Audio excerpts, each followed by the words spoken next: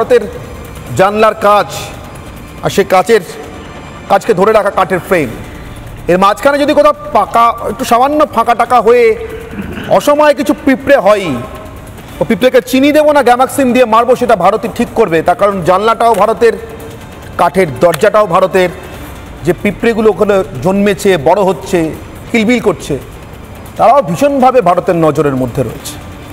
সে রাস্তাটা Donald Trump দেখিয়ে দিয়েছেন, বুঝিয়ে দিয়েছেন। কিন্তু এমন তো নয়, ইউনুস বোকা ছেলে, কচি ছেলে, জানতো তো সবই, জেনে শুনে বসেছিল। এখন জেনে শুনে করবে কি, যাবে কোথায়, আর এরপরে বাংলাদেশে হবে কি?